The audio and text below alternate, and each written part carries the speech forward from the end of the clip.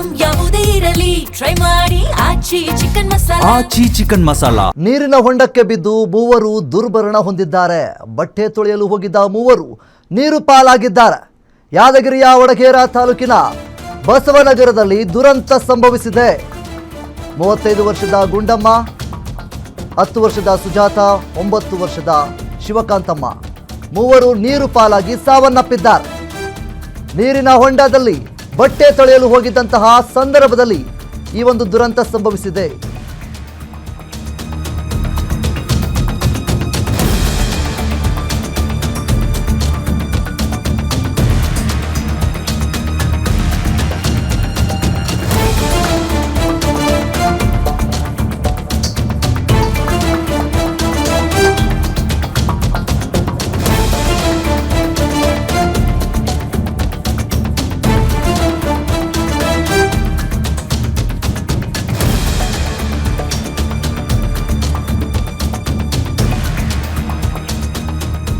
ಇನ್ನು ಯಾದಗಿರಿಯ ವಡಗೇರ ತಾಲೂಕಿನ ಬಸವನಗರದಲ್ಲಿ ದುರಂತ ಒಂದು ಸಂಭವಿಸಿದೆ.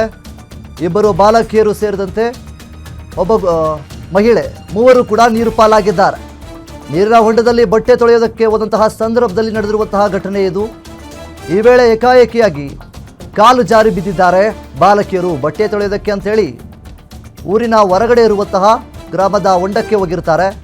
ಆ ಸಂದರ್ಭದಲ್ಲಿ ಬಟ್ಟೆ ತೊಳಿತಾ ಇದ್ದಂತಹ ಸಂದರ್ಭದಲ್ಲಿ ದಿಢೀರನೆ ಏಕಾಏಕಿಯಾಗಿ ಕಾಲು ಜಾರಿ ಹೊಂಡಕ್ಕೆ ಬಿದ್ದಿರ್ತಾರೆ.